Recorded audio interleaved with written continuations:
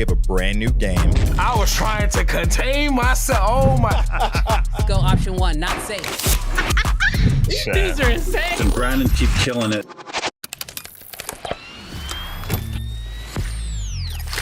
Yo, what is good, creative fam? Well, good. You ready, Jarrell? Well, good. You ready? Let's get it. Yo, what's good, creative fam? Brandon Washington here. Welcome back to another episode of Uncensored. I'm here with my amazing co-host, Mr. Jarrell Peak. What up? Let's get it. Lights, camera, action. Yeah, we back again. Talking all the latest gear. Bring your lens, bring your friends. Sony gang. Pull up. Canon fan, people too. Black Magic Lafayette. Tell me what you shooting, fool. We got Red, User Flexing, Loomis gang in the chat. Nikon in the cut. Yeah, we steady making stacks on stacks. We breaking it down. No filter. Tell the real from hype. If the camera ain't fire, we ain't giving it no lights. No NAB. New drive. Cine cam. Who's high? Black Magic. Price drive. Man, that's a jackpot. Firmware. Updates. Leaks and the rumors.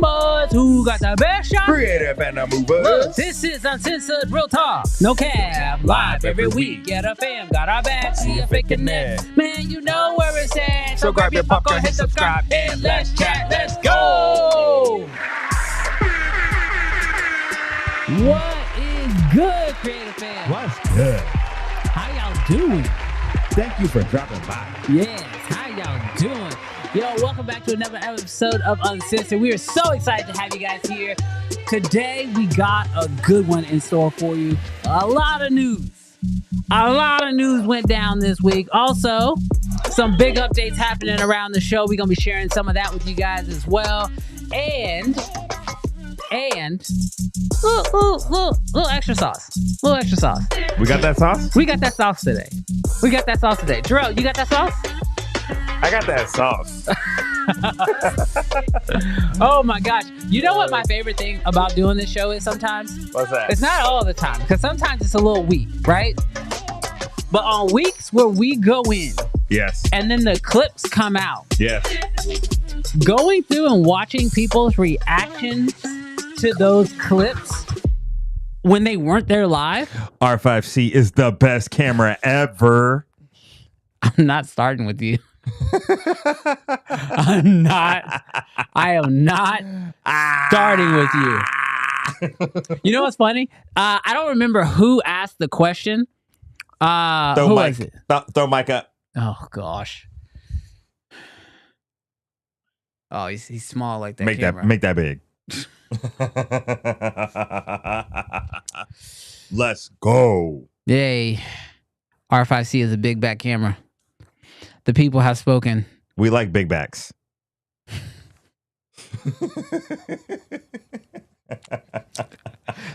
Just let your brain fly. You be liking them little backs. Oh my God. Look.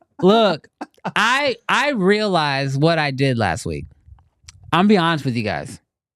One, I personally had a vendetta against the R5C. Yes.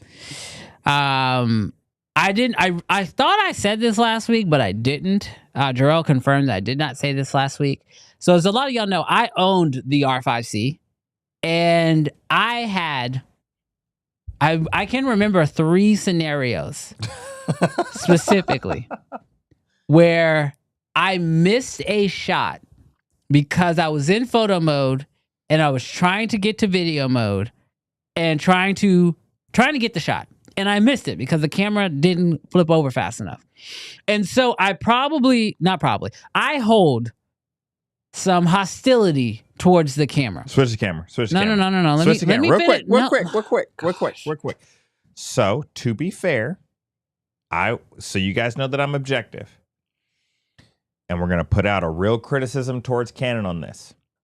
If you shoot on any other mirrorless camera that Canon has, you can shoot video while you're in photo mode. So the fact that they took video mode out of photo mode for the R5C and forced you to switch into the cinema mode, which gave you that time, I will say, why'd you take software out? I know they want you to use the cinema mode, but to be fair, that is slightly an issue with Canon. You should have left video mode. You should have left the video feature in the photo mode. So because of that reason, I had missed some shots. So I have some hostility towards that camera. It made me feel like I couldn't trust the camera. Now, Jarrell made a good point before the show. He said, did you know that the camera was going to take 8 seconds because I got it pre-software upgrade? All right. All y'all who got mad at me because I didn't do the software upgrade, it wasn't available when I had the camera. He asked me, did I know that the camera would take 8 seconds? I knew. But that doesn't mean that I still liked it. And I missed important shows. How long did it take that red to boot? I told you it's a different situation. How long did it take that red to boot? That's a different situation. It's a different situation. I'm not going to argue. Can you hold your breath long enough? I was trying to be nice about the R5C. Now I don't care anymore. Y'all didn't pay for my camera. I'm done. I'm moving on. Jarrell, you ruined the whole segment. We the best music. Go ahead, Jarrell. You can take us into the next. I don't even know what we're doing. Let's go. No. You cut me off 3 times.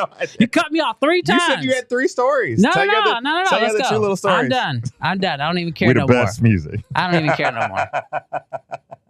I'm about to sell all my Canon stuff. I'm officially putting out an application right now for a new co-host for the show. So if you're local to the Houston area, feel free, submit your application. You must shoot Lumix. Nikon, Sony, Lumix, Fuji. Looking at you, Marcus. I'm totally open. Is Sony welcome? Sony is what? Okay. The way that he stopped. Sony is what? It's because y'all think I hate Sony so much. I don't hate Sony. Luis, he said, don't apply. He said, don't apply. You love Sony too much. Luis, you can apply.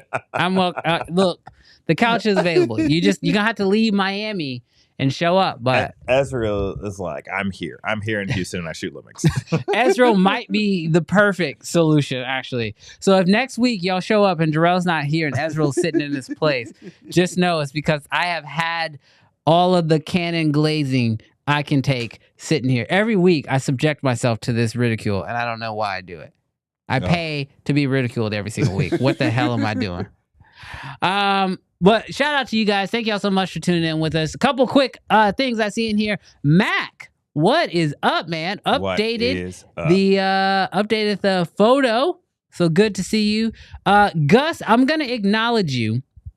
Even though you're one of the annoying Canon fan people, I will acknowledge you. Good to see you in here. Good to see you, Ty. We have someone new. You see someone new?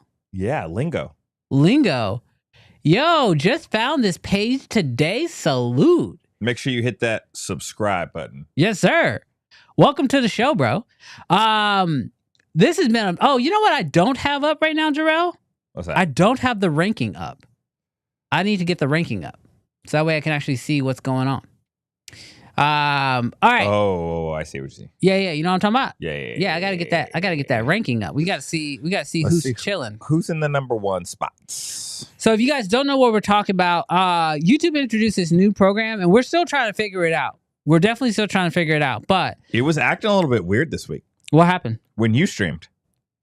Oh, yeah, because you somehow jumped in the first place. Somehow I showed up like an hour late to a stream, and I just started commenting, and I like instantly went into second place. It was very strange. Yeah, I don't really get that, but we're still trying to figure out how it all works. But me and Jarrell have a couple ideas to sort of really, highlight those people who are chilling in first place, who support the channel. But we do want to give a quick shout out. So we have been doing this now for 2 weeks. Mhm. First week, our number one, the winner, fan of the week, whatever it is, was Cam Mackey. So shout out to Cam Mackey. Shout out. And then last week, Nika ends up winning fan of the week. Yes. So one thing that we want to start doing at the beginning of every show is we just want to shout out whoever was in first place the previous week, and we're going to try to keep a tally on that. Not saying that anybody needs to necessarily give to try to get to first place or anything like that, but anytime you guys show us love and support, we just want to make sure we reciprocate that, because literally we do this show for you guys because we get a chance to hang out with you guys. Because the truth is we could record this show, but we definitely prefer to do it live every time we can, because in our opinion, it's just a better experience all around. Ron, you deserve to be number one. Ron in first place? That's what he said. Ron, that's what he said. I don't know. You're like, I'm not really sure how it all works. We don't verify anything. We just talk. be saying stuff. Who needs verifications? Oh yeah, Ron is in first place. So right now in first place we got Ron with 100 XP. How do you get 100 XP? See, this is stuff I wonder don't if they're get. updating. I wonder if they're changing. Do you think they're like changing the rules as it goes? Yes. Okay, so Ron is currently in first place with 100 XP. I don't know how he got an additional 25 XP. Maybe because he's a member? I wonder. I also want to know how much he's been commenting. He's been commenting a lot. We've been thinking that you could only do you only get XP for 3 comments per hour. Yeah.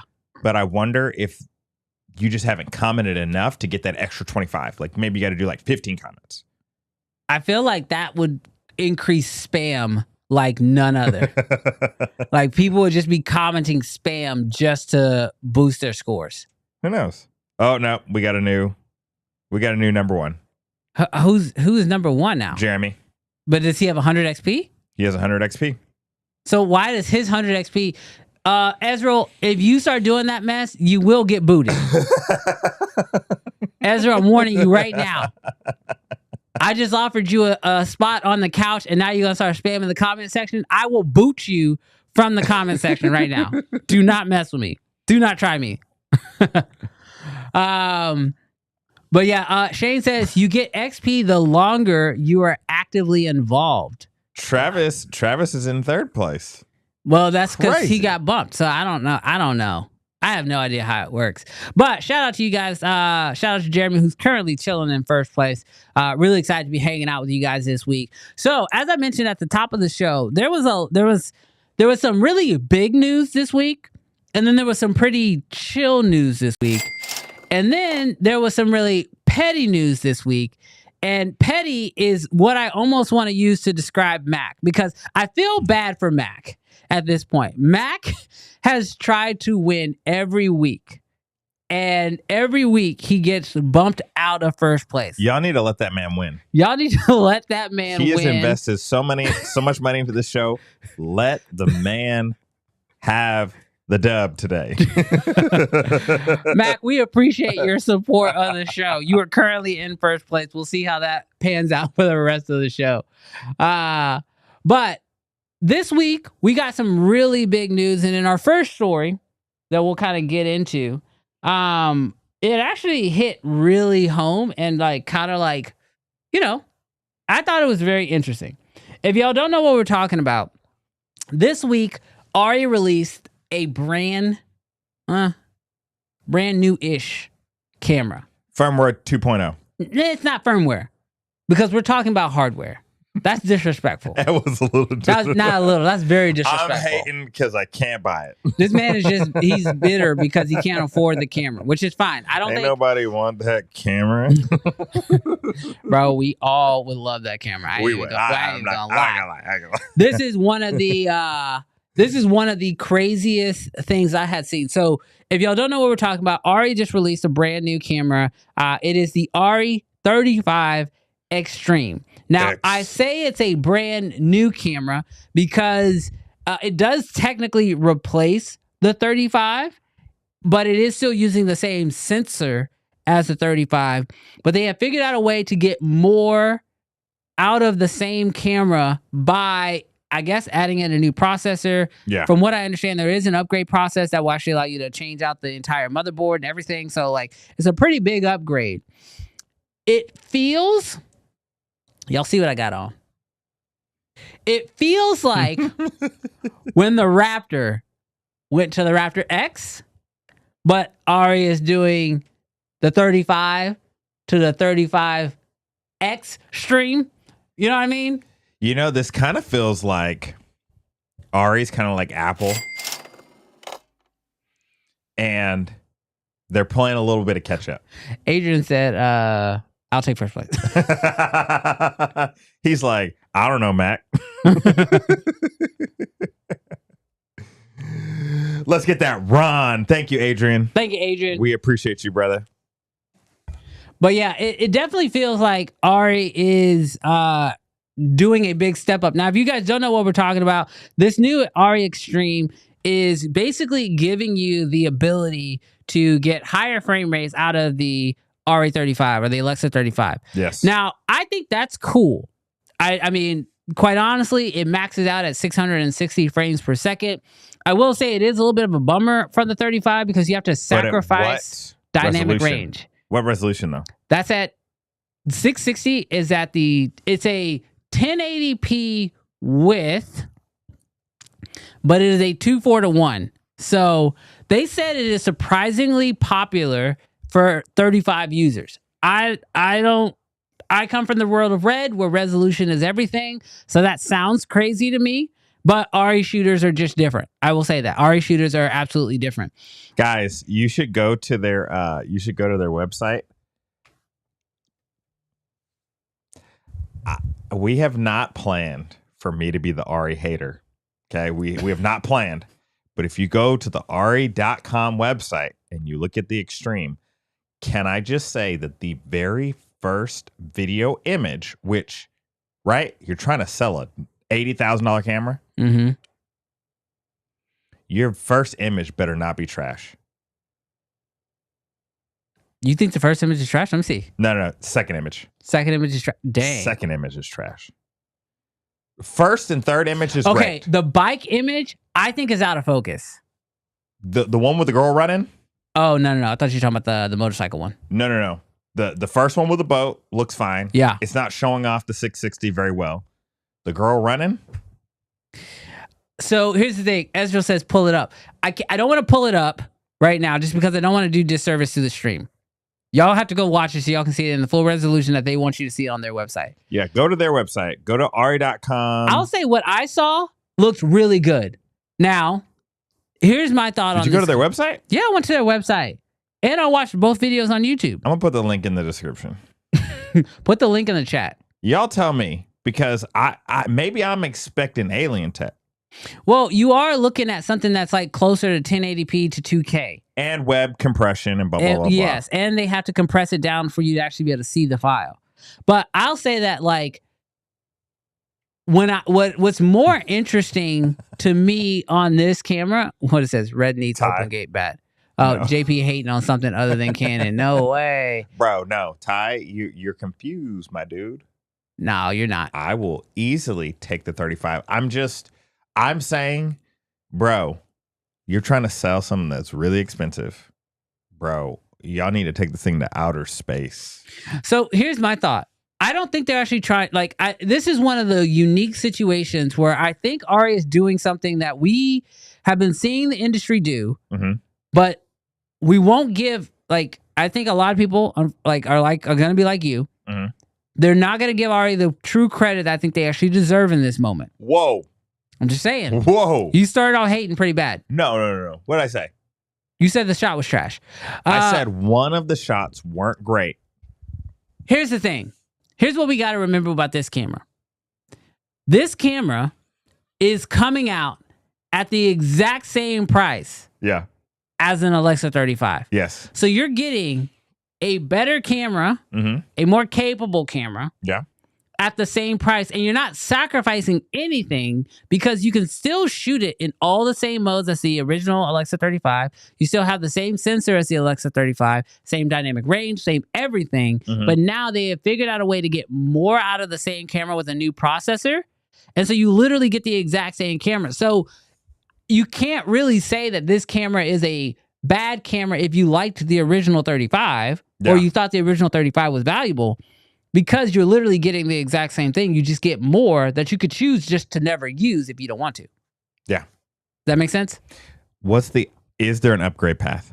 So there is an upgrade path. So if you have an Alexa 35, you can pay to have your camera upgraded. It is a lot like the Raptor where you have to send it in. You pay to have it sent in. It's a hardware change. That's why I said it's not a firmware change. They're basically going to take your camera fully apart. Swap out so much of it inside. There is like a whole document online. I'm not even gonna lie. I didn't read it because I can't afford it. Yeah. Don't have a 35 to even upgrade. And then they close it up and then they send it off in. So Jarrell says that the Canon R5 is better than the Alexa XK. Just wild. Cam Mackey, you read his mind. No, I'm pretty sure that Cam Mackey said that the R5 is better than film. Cam, I never said that. You did say that in a video. I never said that. That is public information. Ezreal says, is the upgrade a full new sensor? So no, Ezreal, that's the thing about this. There is no new sensor. It is the exact same sensor as the 35. Now, one thing that is new in this camera, and this is to me, when I heard it, is probably the most controversial portion of this camera that doesn't make sense to me. And so, chat, this is when I go to y'all who are typically much smarter than me. Honestly, I wish Scott was here because he could probably explain this to me. But ARRI has come out with a new codec. Yes. Okay? Now, hear me out. They have ProRes in the camera, which is widely accepted everywhere. And then they have ARRI RAW, which is uncompressed, DNG, massive files, but you have everything. Yeah. You're shooting a movie, you're shooting the next Avengers movie, and you want to make sure you have every possible thing out of this image, all the dynamic range, all the sharpness, everything. You've got ARRI RAW. They introduced a new codec. Yeah. That they are being very bold here. It's called ARRI Core. And they are saying that it is not raw. They're saying it is not raw. Better? So hear me out. It's not raw, but it is compressed. Yeah. And you can change the white balance in post. And you can change your ISO in post. Is that to get around the... But it's not raw. Is that to get around the lawsuits? They're saying it's RGB, like the color space. So I think literally my brain goes... Don't sue Nikon. My brain goes, where is the limitation of compressed raw where Red owns the patent, which now is owned by Nikon? Is the line in the sand your ability to change color spaces? Is that what raw means now? Do you know what the line in the sand is? What we call it. Look, this is not raw. This is ARRI Core. Like, hear me out. This to me is one of the most groundbreaking things of all of this, right? Yeah. Because when you look at the charts, it is getting R3D levels of compression. Yeah. But you get the main benefits, at least that I'm aware. Most people, they want to shoot raw for two main reasons. One, they want the ability to be able to dial in their ISO in post, and they want the ability to change white balance and make sure everything is perfect in post. And they want a compressed format of what RAW is, but they need something smaller because they don't want to deal with the file sizes, right? That is R3D RAW all day long. Yeah. ARRI says this is ARRI Core. It is not RAW. Don't sue us. This is something brand new. And to me, we don't want to pay y'all. Don't sue us. It's not ProRes. It's not ProRes RAW. It's not R3D RAW. It's not compressed RAW. It is something new. And it feels like a workaround. But if they work around it, it feels like what everybody's about to do. Just call it. We is what we is. Well, and so here's the thing. You got to imagine you're Nikon. You just bought Red, right? You just bought Red. Yeah. And like, so now you own the patent. So all those fees from Canon and from Apple and from Blackmagic and everybody else who's currently paying you to make sure like that they can use quote unquote compressed RAW. Now that's gone. Because now you have this new ARRI Core. And how long do you think it's going to be before ARRI Core is 3 years? Yeah. Before it's getting licensed to have light versions? I mean, we already know that Lumix and ARRI are talking. Can they give them that, though? I don't know if they can give it to them. But they'll let you, I think they could let you pay for it. Is it going to cost more than the camera? I mean, maybe. I don't know. But that's the thing. It's like, it's new tech. So to me, more importantly than the camera that I'll never be able to afford, I'm not going to say never, but it'd be very hard for me to spend the money on an ARRI 35 Extreme. Like I don't see myself buying. I would just rent at that point, right? But to see this new tech coming from ARRI that's not RAW, which is like, for y'all, I just want to be very clear. The thing that drew me to Red was R3D RAW. But to see somebody sort of like sidestep and move forward is super interesting. And I don't know exactly how I feel about it just yet. Nikon's going to assemble those lawyers. You think?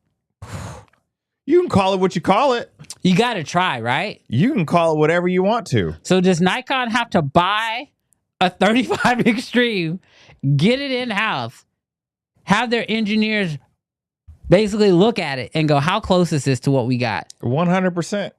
You got to protect what you own. Bro. So now is Nikon assemble? Because I feel like... Assemble the lawyers. Because I feel like, you know, like we all know that like Nikon had already come out with their own version of RAW that got mixed up into some legal battles with Red before the acquisition. Now Nikon's... So here's the deal. I want to be clear, okay? We are not saying that the industry shouldn't breed... Innovation. Yeah. And I don't love lawsuits. I don't love people suing each other. But bro, if I just bought Red, it's been a year and a half. Okay. We done settled my own little lawsuit between Red of the RAW and sort of deal.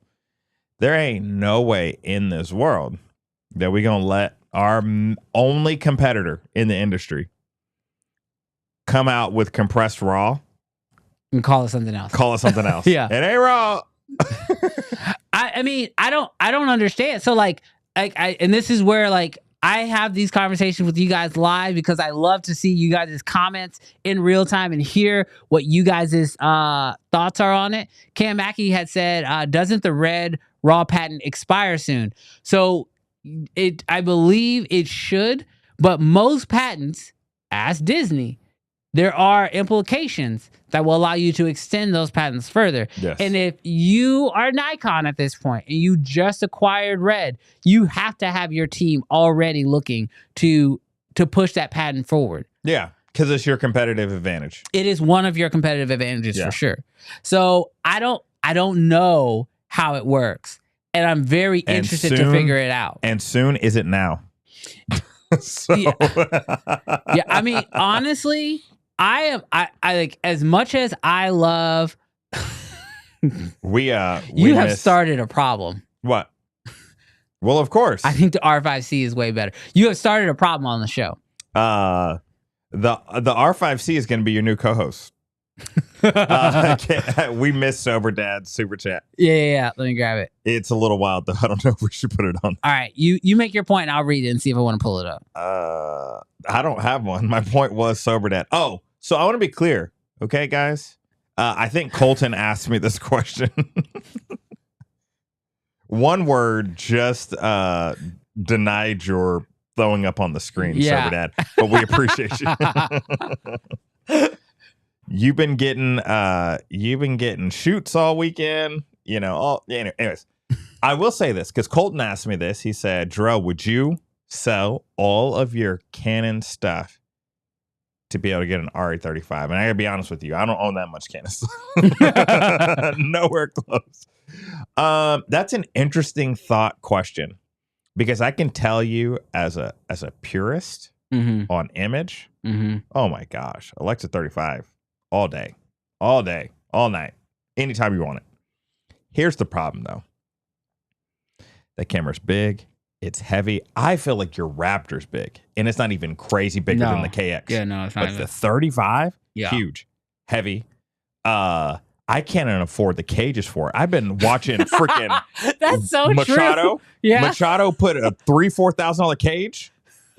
What are we talking about? Like, we don't got ARRI. Like, if y'all don't know this, I didn't know this. ARRI makes all their own accessories for their cameras, all the support. Yeah. Bruh. Well, they make an option. Go look. Yeah, they make an option. Other people make stuff too, but they own that ARRI crack too. Like whoever makes an option for them. If it's an $80,000 camera, you ain't designing no tilt-a cage for it. That ain't happening. All right. So go and just look at how much a cage costs for ARRI. It probably costs more than your camera. The crazy part is all their little features, the EVFs and the media and all this thing, bruh, ain't nobody got that kind of money. And then here's the tough part, the real tough part. If we're taking image to the side, bruh, they don't take no pictures. So it would be hard. It would be a hard deal. It feels like the deal of a lifetime to say, hey, take my few $1,000s worth of Canon stuff and get a $90,000 camera. It would make sense to buy it, to trade for it. But I probably would take the R5C. Nah. You can take all my Canon stuff right now. Pass me that 35 Extreme. We selling it and buying more Canon stuff. Nah. Look, I will say you're not gonna take pictures anymore? I don't really. Are you showing up to a set with a 35? I mean, on every shoot, bro. The value, the shoot, every shoot. No, not every shoot. You just said take my Canon stuff. No, he said trade all your stuff. No, not all my stuff. Trade all your stuff. For all my stuff is probably worth more than a 35. If we're being 100%. You're talking about sell all my reds, all my stuff. You wow. Sell it all. You get the 35. You're taking the deal. Not worth it. Yeah, right. Not worth it to me. 660. That's different. We got a different deal. Ted, let's go. I will say, Brandon, would you replace your reds for ARRI? So let's have a real conversation here. Yeah. This past week, I was actually in a very unique situation. Speaking of our boy Rob Machado, a few years ago, I was at NAB right around the time when the Raptor first came out and the 35 had been out for a little while, and I got a chance to shoot the Raptor against the LF. All right, not the 35, but the LF. Yes. And old tech. Shut up. And we got a chance to test the two side by side. And I walked away. I made a whole video on my main channel about it. I walked away feeling very confident in my purchase of a Raptor. Yes. Over an LF, which, full transparency, the LF was my dream camera before the Raptor was announced. Yes. I thought that was an amazing camera, but it was just super expensive. I didn't think I could ever get there. I loved it. Now, fast forward to just last week, I am about to get ready to shoot a feature over the course of not next week, but the week after that, I start shooting a feature. And I had a meeting with the DP, and there was a conversation of, are we going to go LF or are we going to go Raptor X. Mm-hmm. Now, full transparency, there's a lot of decisions that had to be made. Renting prices, packaging prices, kits, like Jarrell was talking about. Because when you start talking about accessories that you need to make a camera work, even when you're renting, the price of the rental is dictated based off the price of the actual product, right? Mm-hmm. And so a lot of stuff goes hand in hand, but we shoot the two side by side. And full transparency, we have a Flanders monitor.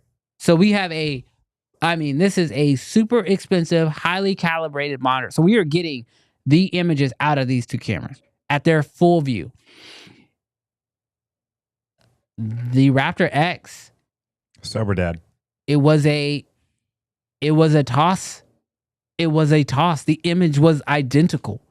Like there was no major, even in the skin tones, it was a toss. Yes. Now, I will tell you a few things. With the Raptor, you get higher resolution. Yes. So you have options. One thing that we actually started playing around with that I had never really thought about is you set the camera to shoot 8K. Yeah. You frame for 6K. You're delivering in 4K. Yeah. So now you have all this extra room to just guarantee that you're going to be able to get the shot. As far as 34 Media asked what lenses we were using, we were actually using the DJI ARRI lenses.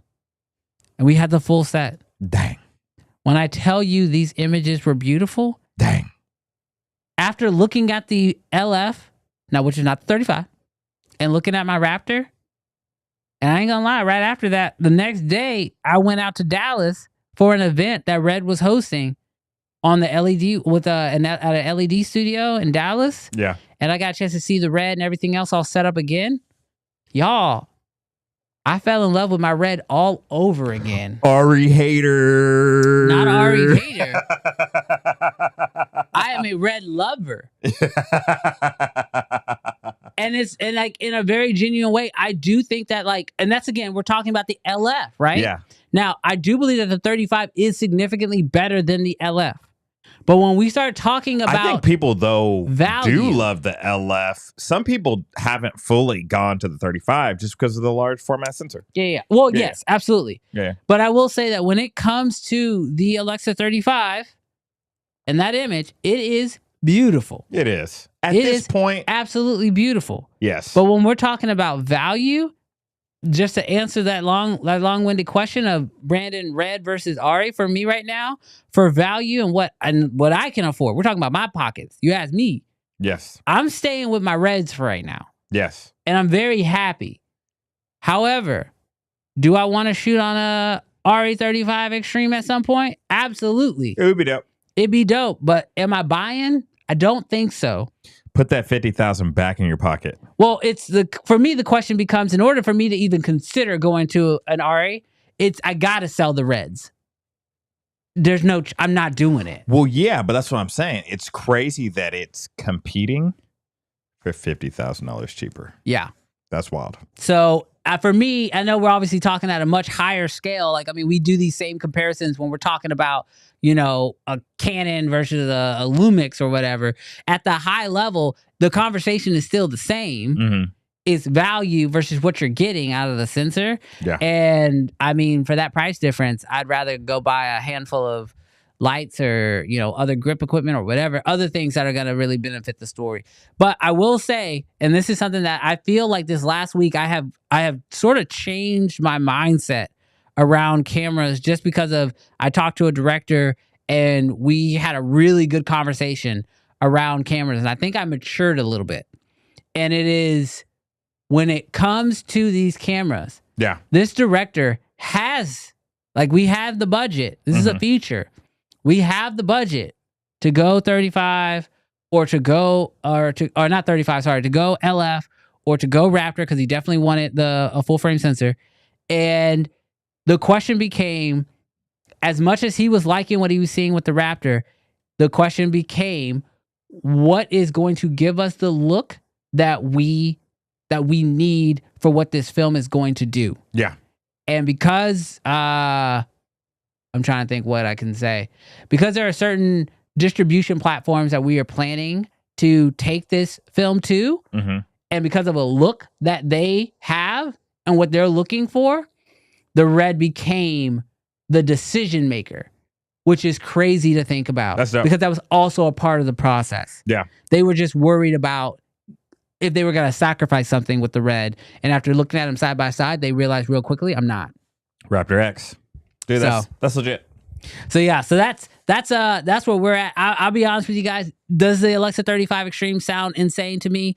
Yeah, I think it's an insane camera. I think it was insane. Like when he said that it's the same price, I had to back up the video. Yeah. Man, I'm gonna play the dumb one here. I am. It does sound like an insane camera. Think that it's great. The image is in what's the word? Indefensible. That's not the word. It's incredible. It's impeccable. It's any of those in words. Why should you say that? I don't know. It's any of those words. But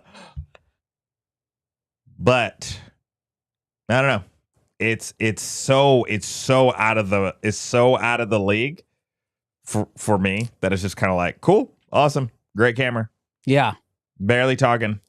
Definitely not buying. Barely talking. Definitely not buying. Yeah, clip that one. Have fun with that, Chandler. So, chat, what are y'all's thoughts? I will say, even though I know there's no way I am getting that camera, I am very interested to see. The most interesting thing to me is ARRI Core. And what does that mean? Yeah. Because Dan knows what I'm talking about. I'm very interested. I'm very interested to see what ARRI Core does. Because I think ARRI Core, outside of the camera, because in Hollywood, it'll shake up some stuff, you know, big budget stuff. It'll shake up some stuff. Will you see, though? What do you mean? Will you see it, though? Because in a real way, they do this, okay, to capture a little bit more high frame rates. This is why they made this. Mm-hmm. Okay, in a movie that like Sherlock Holmes, right, where they need high frame rates, they were still it's not like they were like saying like, oh, we can't do this punch scene because we don't have because ARRI doesn't shoot in high frame rates. They just used a high frame rate camera, and so like, is it going to shake stuff up? I think it just makes people more in the ecosystem. I think it just makes it easier. 1080p, dude. I think it just makes it easier. They might not use it. I think they might. I think it just makes it easier for productions. They may not use it. I mean, I'll tell you, because my Raptor, even though like for one of the shots that we did the test with, my Raptor can shoot it up to 600 frames a second, right? But it's in 2K. Yeah. They were like, okay, yeah, we're gonna use that on this camera. Because 100%. We have it in the camera. Yeah. And they worked it into one of the shots. So yeah, I think they'll use it, but we'll see. I think if you have a scene that needs high frame rates at larger resolutions, you're not using this feature. Okay, we'll see. You'll rent it for that. Like they've always done. No. Yeah, if you're just wanting that one scene or you're trying to prioritize that scene, yeah, you're probably going to pick up a Phantom, or you might even grab the Free Fly right now. I get what you're saying, that if it's like, oh, this camera can do it, oh, we might have a scene where we'll use it. But I'm like talking about like that punch in the face, and it's like, you're talking about Sherlock Holmes. Yeah, they're still going to use the Phantom. They're still using the Phantom. Okay, you're dumb. APC Photography said, Brandon, if we get it for our team, will you come do a show with us in Washington? Absolutely. Are you kidding me? I will be on the first flight over there. You let me know. That'd be so dope. Anybody who, at this point, if anybody gets their hands on an Alexa 35 Extreme, you let me know. Unless I'm like already contractually obligated to shoot something, I am on a flight and I'll be over there. Even if it's like a 24-hour flight or a 24-hour turnaround, I'll do it. Later, Mac. Mac's out of here? Max is out. Mac did not take first place. Sorry, Mac. Forever. Oh, dang. Mac is sitting in third place. So let me know what y'all's thoughts. Dallas says 600 frames per second at 2K is not very impressive on the Raptor. Not pleasing on the Raptor. So Dallas, I will say this. I told the DP the exact same thing. I have a new thought when it comes to lenses and sensors. Mm-hmm. So this is something that I was told. This isn't necessarily tied directly to this. And it's something that I was told by somebody who I really respect their opinion. But it's something that I am, as a DP, my brain is now changed and I want to start thinking about it.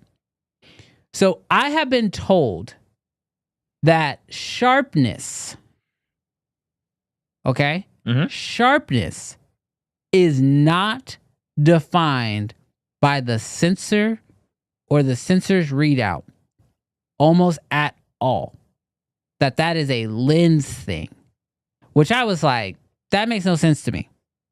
And so what I was told was that depending on the lens and depending on how the lens works in different parts, you will get a different readout when you shoot with different lenses, which makes sense. That makes sense to me. I've heard that before.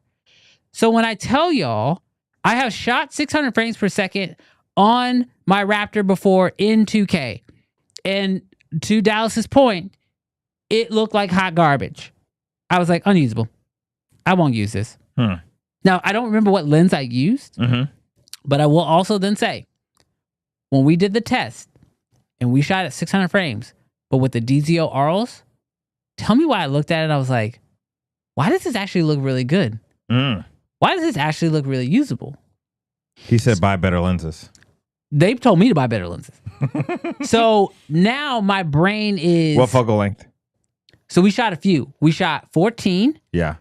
Did that look good? That looked great. Wow. It was like they're going for like a really warpy, funky kind of shot, right? Yeah. But we shot 14, we shot the 50, and then we shot the 75. Yeah.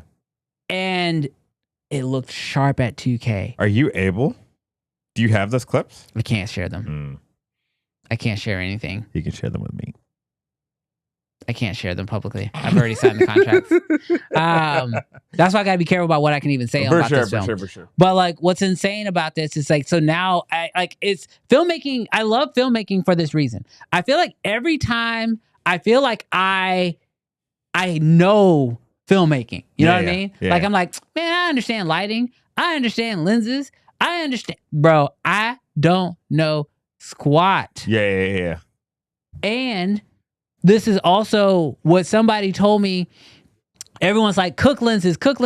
So when they say lenses have looks, you know how like Fincher, he loves to shoot on the Leica lenses and he likes to shoot on the reds. And I found out the reason behind that. Those Leica lenses are stupid sharp no matter where you shoot in the red range. Yeah. But if you put a Cook lens on there, for example, a Cook lens looks great at 8K on a Raptor. But if you punch into 2K on a Raptor, it starts to look muddy and it starts to not look as good. Yeah. And it has to do with the coating. So I have learned, Zeiss was another one. Mr. Camera Junkie put it in there. Zeiss looks amazing. Yes, Ezra.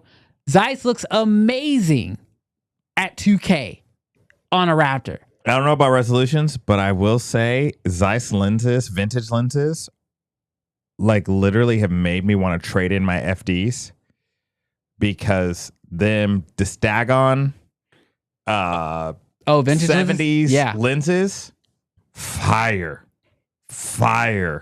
Like, oh my gosh. If y'all got like $1,000 to spend and y'all want to pick up a set of vintage Zeiss lenses, do it. They're fire. Ezra, yes, I was talking about the LEDS lenses. So like when I tell y'all what you think you know about lens, like what I'm not gonna tell y'all. Y'all might know more than me. Y'all are better at this than I am. I thought I understood lenses in the last week. Yes. Everything I thought I knew about lenses, I have decided I'm gonna rewrite my entire brain when it comes to lenses. Well, this is something that I've come to the conclusion to, not like rewriting, but it's just like, you just got to try more lenses. Like it gets so easy to get a lens and you'd be like, I like this. And then be like, oh, I'm going to build out the set. When it's like really like maybe rent, try, borrow multiple lenses. And then once you've Pokemon, once you caught them all, Yeah. then make a decision on the lens. Well, and here's the other thing that I'll also tell you guys, and this is just something, just because, like, this is the last thing I'll say on lenses. This was not supposed to be a story, but this is the last thing I'll say about lenses. Mm-hmm. Do not, and it's going to be hard, but do not try to test a native lens on a native camera, because it will lie to you about the lens. Oh, for sure. So if you are trying to say that your Sony G Master lens is the sharpest lens you've ever seen in your life, attach it to a adapter, throw it onto a Z-mount Red that does not have the tech to fix the lens, and you will see really quickly that that lens is actually not as good as you thought. Yeah. And the same thing has happened with my RF lenses. Yeah. My RF lenses will look one way on a Canon camera and will look a different way on my Red, because the Red doesn't have what it needs to tweak the actual lens. There's a lot of tech going on with these new lenses and bodies. So when you guys are looking at lenses, this is at least what I've just recently figured out. I now have a new filter in which I judge the price of a lens, the quality of a lens, and the ability for a lens to work be the same across multiple different systems. What does that say? Potentially Perfect Shot says, I've seen it. He's so right. My 24-70 on my Z6 III has a vignette. So that's something that I learned about Sony lenses in general. Sony lenses actually have a really, really bad vignetting problem. And they even have it on their cameras, on their own Sony cameras. But the Sony cameras will get rid of the vignette before it ever puts out. So what did he say? Brandon, don't do it. Going into Zeiss as such lenses will make you take a second mortgage. I'm not buying anything at this point. I've been looking at some super speeds from Zeiss, their older set. Gosh, when it said 40,000 for a set, I was like, dang. Yeah, bro. These are old lenses, but they look so good. And that's the thing. It's like some lenses are just built different. And so I have just learned so much. I feel like I am like ready to go down a totally different rabbit hole in the world of DP. Like, I remember the year I went deep into lighting. Yeah. And that's like, you know, I was calling Rob Machado and trying to learn everything. I bought a Sekonic. Like, I was trying to figure all that stuff out. I feel like now I'm ready to go down the rabbit hole that is lenses, but I'm going to need to borrow, beg, and steal to get my hands on as many lenses as I can to test them out, because these lenses are not all created equally, even the ones that are about the same price, which is crazy. Dallas, thank you for that pro tip. I will check them out, because I've got one Zeiss Vintage Prime. I think it's a 35, and I love it. It's probably I've got some expensive but RF lenses, and it might be at the top, that 35 from Carl Zeiss. Fox says, now the real question are Nisi, DZO, or Typox, etc. out of the question. So I don't think so. I think you just have to understand what makes a budget lens a budget lens. Like the ROs from the DZO, like I said, those were great. Mm-hmm. Like we shot with those the other day, and I thought, and they would still be considered budget. I would say they're budget, but like budget is such a weird word to use, right? So like. But like where you're sacrificing, I think is really important when you decide to go budget. Because like, honestly, I've been shopping the Typox because I like the size. Yeah. However, you're going to sacrifice some image quality, especially if you start like cropping into the middle of your sensor. So it's like where the size would be great for a gimbal, you have to know with that lens, I need to shoot full frame, all open, and I'm sacrificing something for the size. So yeah, it is a crazy setup. I am super invested in this, in this like lens rabbit hole. So I'm just going to warn y'all, if y'all start seeing on my main channel, I start just dropping a ton of lens videos, is because, you know, as I continue to move more into the film space and I continue to strive to shoot, features and shorts and things like that, I really want to have a better understanding of why I should be selecting certain lenses from a technical standpoint, but then also from a artistic creative standpoint. Yeah, 100%. There was a question. I want to make sure I get that, and then we'll move on. Have you tried the dual vintage series APO mini primes, considering them for a feature? I have not, but dual lenses, I mean, the ones that I have actually like seen at like NAB and have seen out. I mean, I don't have any major problems, but insanely sharp and insanely close focus. Yes, but I want. Well, that was the anamorphic one, was or not anamorphic? Wasn't that one a actual? Was it a macro? What's the macro? Yeah, I think that one might have been the macro. Oh, okay. That was really sharp. But it was sharp from edge to edge. Yeah, at least that macro one. Gosh, it was so good from close up. So yeah, really, really excited to test those out. But yeah, I am. Tim says budget anamorphics have the worst image quality. The trend of budget anamorphic lenses is displeasing to me. So he said Atlas only. So I am actually working on a video right now for the. We're gonna go to Andy next. I got a bunch of videos that I'm working on right now. One of them is on the Blazar lenses. And I don't bring that up because you said that budget lenses are trash. I bring that up because I believe that the Blazar lenses say a lot about budget lenses in general, and they say a lot about budget anamorphic. And just like I was saying, with every lens, there is a sacrifice somewhere. Yes. And I think it's really important that you understand what that sacrifice is and where these quote unquote budget lenses can still provide you exactly what you're looking for. Yeah. If you know how to obtain it. That's what I'll say for now. Cam I'll say the rest for my video. Cam Mackey, we wanna know, Cam. We wanna know, Cam. You're saying a lot of these expensive anamorphics are manufactured in the same factories, but have higher markups. Who are you talking about, Cam? He ain't gonna say. Who are you talking about, Cam? Andy. Are you? Go to Andy. This is your daily reminder that if you have not liked this video, you're being a trash can and you need to change your life. Change your life. There's 120 people on the stream right now, and we only got 38, 39 likes. Hit that like button. Hit it. Hit the subscribe button. You know you want to do it. All right. You ready to move on to the next story? Because we kind of did like the ARRI story and then kind of did a lens story. And yeah, in between. So this next story, personally, I find kind of interesting because there's a little bit of pettiness going on, which I think is really funny.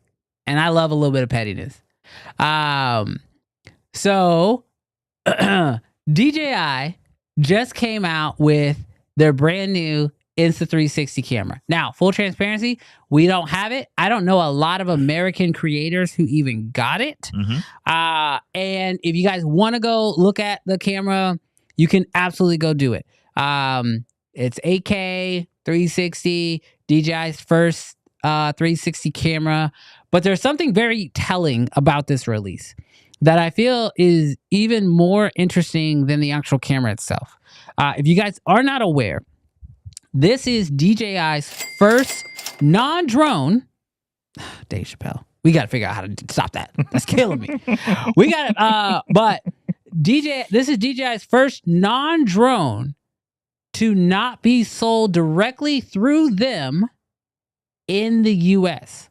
Now, Adorama and B&H are still selling it. Pre-selling it. However, it is not being sold by DJI directly. And if you guys follow The Verge, we follow The Verge, they actually reached out to DJI and they asked them why this is happening. And DJI did not give them a response. They responded to them, but they said, we are not giving a response on that matter as of right now. And so because of that, I am a little nervous if we are starting to see a pattern from DJI. As some of y'all know, not gonna be available. Like with the last release we got from them was the Mavic 4, which wasn't available in the US, and now we are seeing the DJI 360 not be available, the Osmo 360, not be available directly through them through the US. And my question here again, because I'm a novice, I don't know a lot of stuff, is how is Adorama and B&H allowing it to still be sold here? Are they just choosing to eat the tariffs, or is DJI choosing not to sell directly in the US because they don't want to be bothered with the tariffs? But it all just feels really bad, and it's coming at a time that really sucks, because I feel like DJI is one of those companies that I probably have the most trust in when it comes to their products. Yeah. And so if there's a product that I need, whether it's a gimbal or a drone or an action camera, if DJI makes the product, I am probably more likely to consider buying it through DJI because I know kind of what I'm going to get versus some other brands. And for them to sort of be kind of doing this like half back step kind of getting out is a little concerning, in my opinion. Yeah. I would agree. I just literally watched we talked about this topic last week about the DJI 360 cam. I just watched their video. Mm-hmm. It looks so good, and it does make me sad that DJI, although they're probably never mind. It does make me sad that DJI isn't readily available in the US. Yeah, and it is weird that companies now are gonna genuinely be, I don't know, like it's gonna be like this weird. Are you supplying to the US? Are they buying from you guys directly? Are we buying from you? What does it look like? I hate that there's confusion in the buying process. Yeah. Now now just to talk about the camera for a moment, from what I've seen from the camera, it looks great. And it's what I would basically expect from DJI. DJI doesn't really enter a market like at a lull. Yeah. But it definitely feels really solid, and it feels like a really good camera. Based off of promo. Mm-hmm. And it's promo. Yeah. So who knows? Yeah. Do they have the best looking image on the 360 market? So from what I've seen, which is just based off of creators who've made some content showcasing the Insta360 versus the DJI. The DJI definitely has a different look, and I think it is like you're not gonna normally shoot side by side, so you're gonna like what you got, and I think it could go one way or another. I will say, and this is where some of the petty stuff comes into play. I don't know if y'all follow Insta360 on Instagram, but man, they posted one of the funniest freaking posts I've ever seen. Do you follow Insta360 on Instagram? So if y'all don't, y'all should definitely go follow them, or at least go look at their page right now. I want to make sure I get this right. But Insta360, obviously knowing that DJI just released a 360 camera, they put up a post and the text said, "Heard you need a 360 camera with replaceable lenses." You swipe over and it says hi. So they're already going after DJI's new 360 camera that doesn't have interchangeable lenses. You want to know why? Why? DJI's promo looks better. Better image quality. It looks better. It's like maybe 5%, maybe 10%. But that's like what I said. It's not massive. It looks better. Just watching the promo right now. Y'all can go to YouTube. Y'all can decide for yourselves. Plus, Insta360 put a lot of girls in their ads. You know.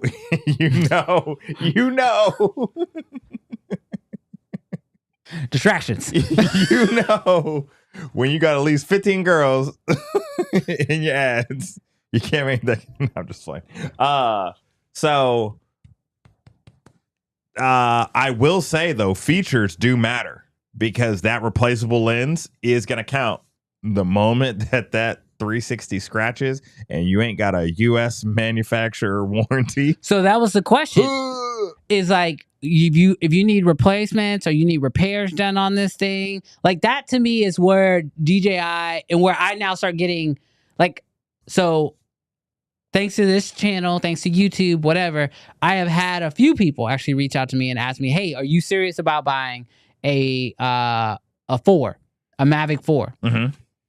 And while yes, I do want the drone, yes, my fear is buying something and not having any support for the thing.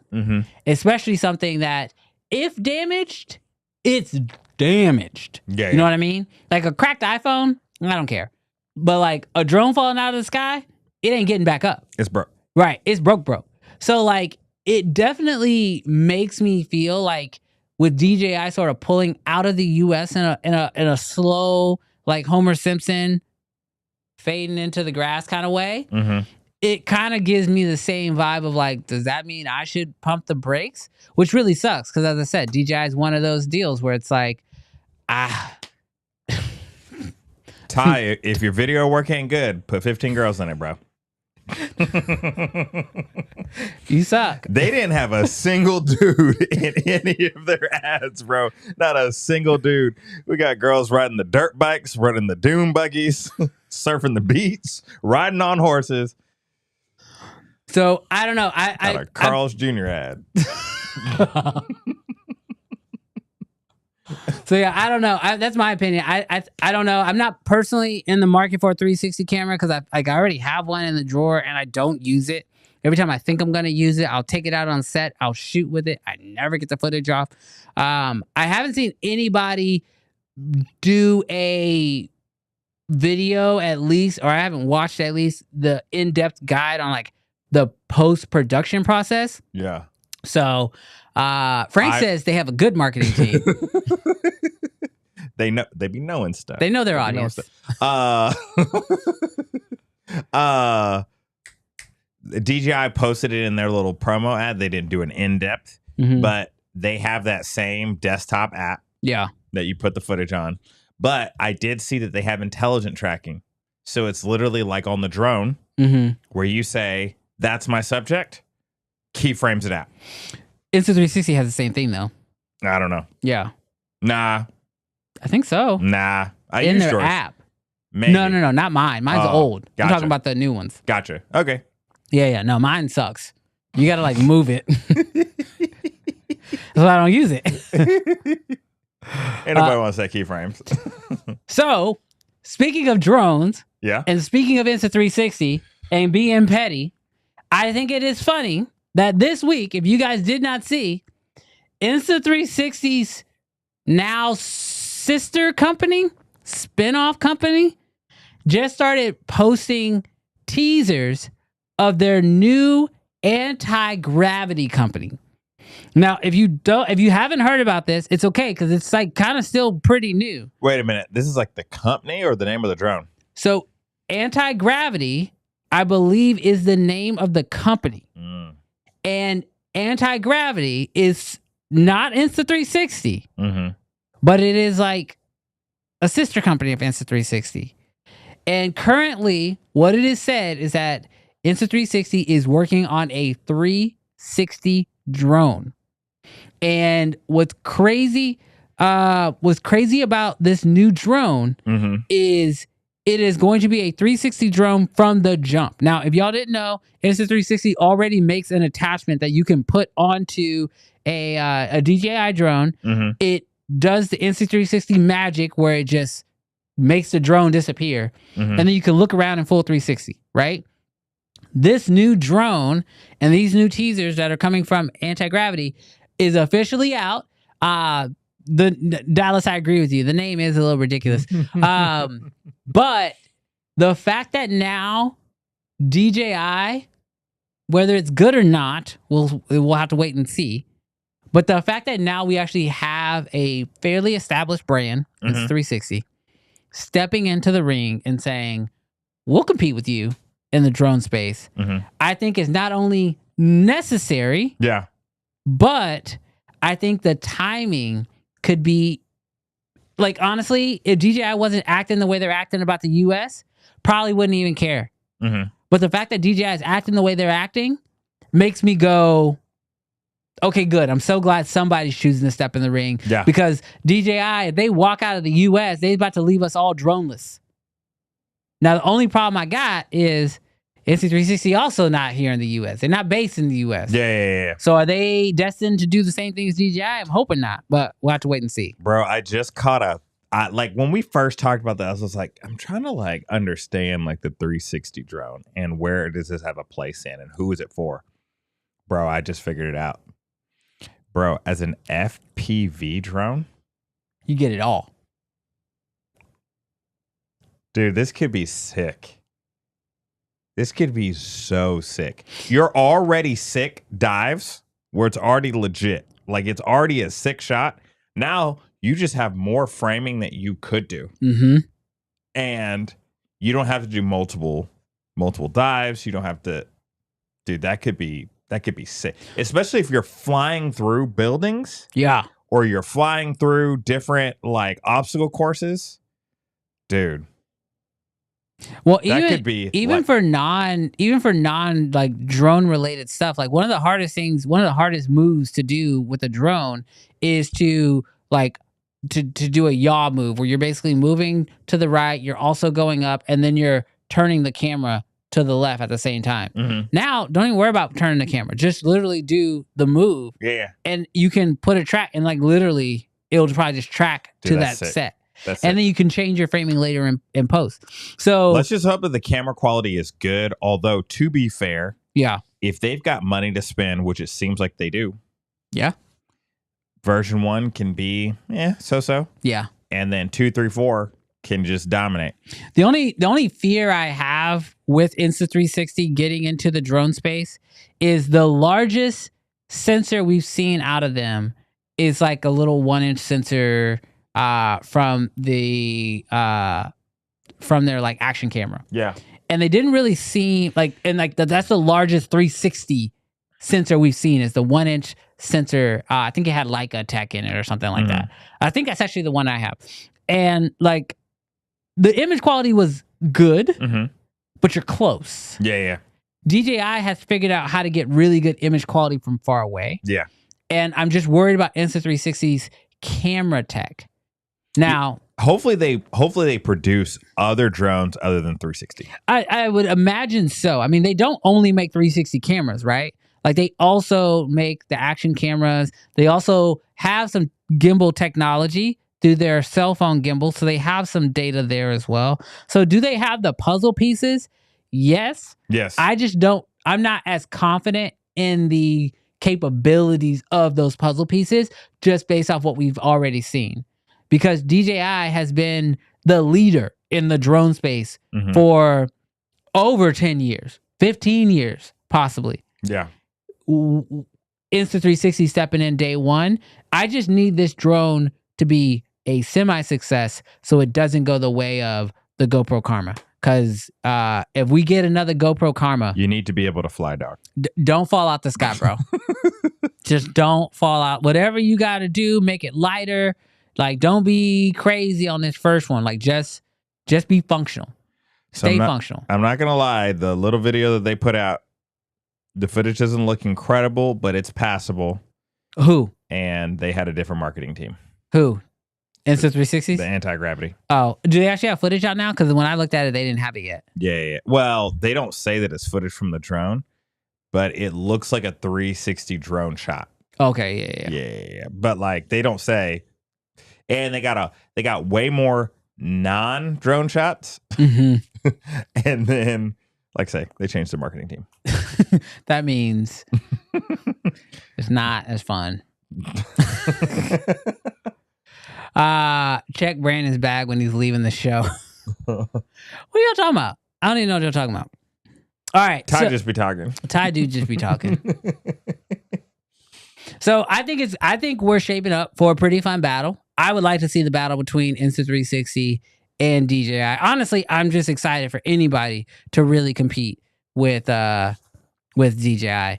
I would even be open, very skeptically, but I'd be open to DJI, or I'm sorry, to GoPro, even trying a drone again. Like, just don't try to make it a gimbal and a drone. Just make one thing. Because you remember that's what it was, right? Brandon. What? He said, take your last $2, try to make a drone, and don't die while doing it. Yeah, you're probably right. They might not have the... Let them go. They might not have the funds for the R&D to try that again. Let them go. Can you imagine you have one person in the lab like, I'll figure it out. He never stopped working on it. He's been working on this drone ever since it fell out of the sky the first time. Yo, bro, we reported on this last year. Canon's supposed to be coming out with a drone, bro. Do it, Canon. Do it. Yeah, we'll see. Speaking of Canon, there are currently some new rumors coming out of the Canon camp.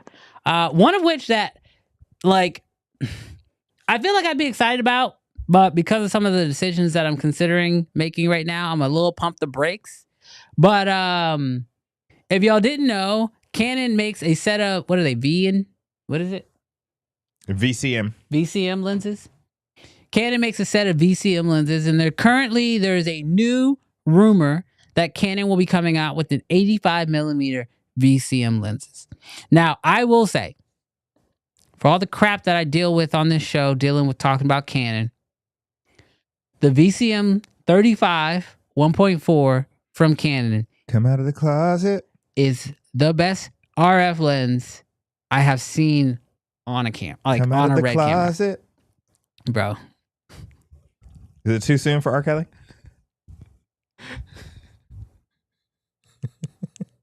I'm trapped in the closet. You can come out of the closet. I'm just saying. For all this talk this man be talking, bro. Y'all know I own He Canon. knows who's the best music. No. They said way too soon. Delano said way too soon. Oh my gosh. But I will say those lenses are the best. And so if I was not so on the fence on buying RF lenses right now, I would say that a 85 VCM would be a instant buy. Instant buy. Because of the price point, because of the image, yeah. Too soon for R. Kelly shirts coming soon.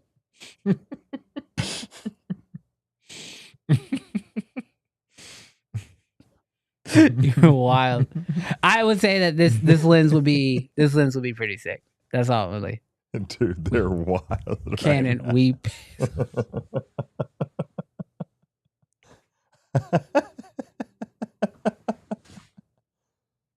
Dude, if you thought they were Canon before, bro. For life.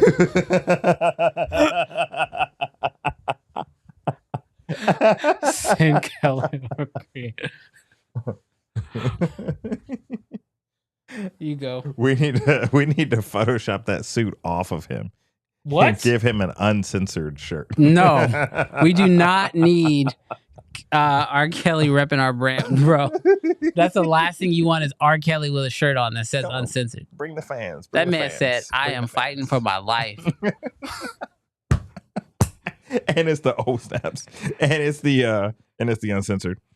You broke it? No, man. Plug. These don't break even when you smack them.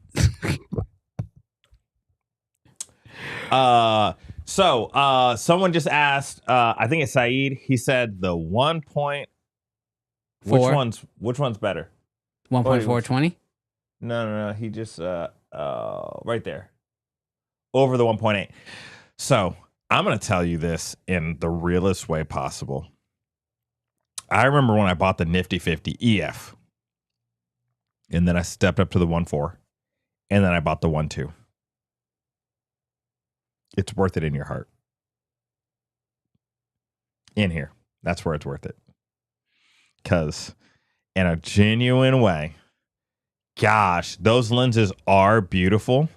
But when you, and it's so tough because you're talking about features, guys. You're talking about features. You're talking about weather sealing. You're talking about the red ring. You're talking about another stop of light. And is that important? It is. But when you do a side by side of these lenses, you are rarely like, oh my gosh, this one's so much better than the last one. They're all really great.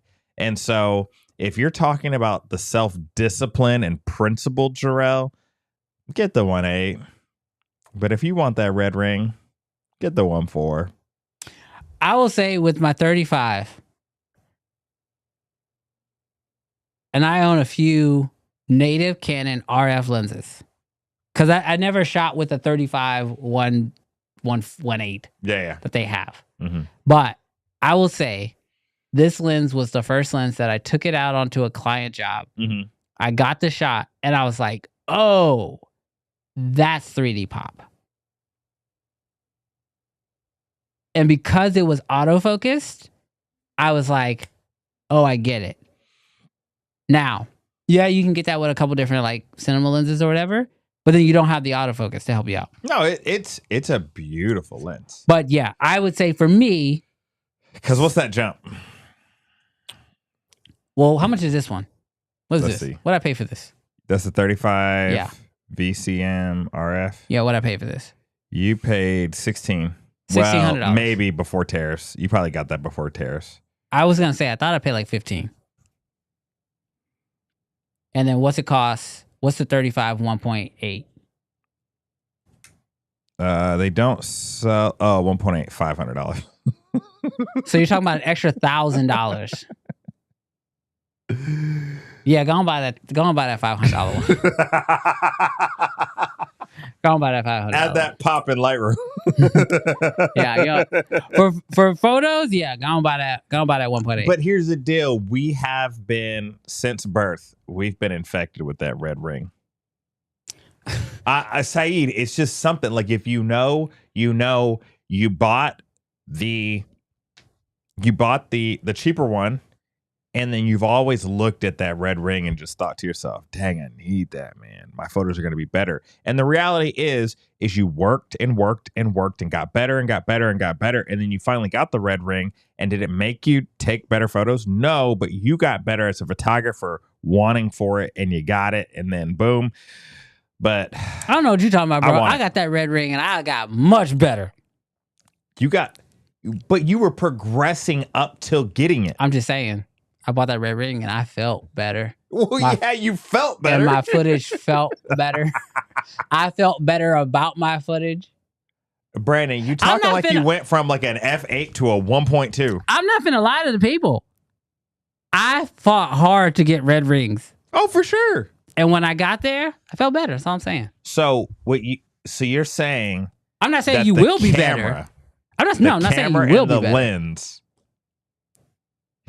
I'm not saying you will be better. Brandon's one of those people that walk up to people on the street and be like, your camera takes good photos. I am one of those people who, when somebody tells me my camera takes good photos, I personally take it as a compliment. Oh yeah, I don't take it as I've told you that. I don't get butthurt. I don't get offended by it at all. So if somebody watches me, I was like, man, your camera takes great photos. I'm like, thanks. I appreciate that.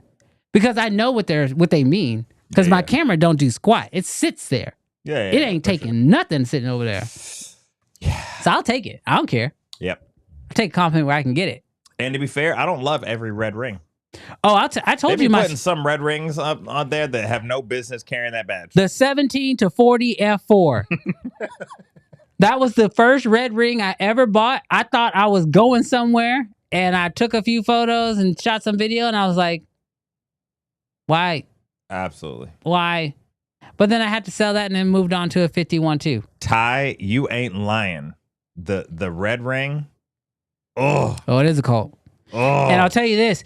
I'll go this way with you. You've arrived. I got one last point I'll make about the red ring.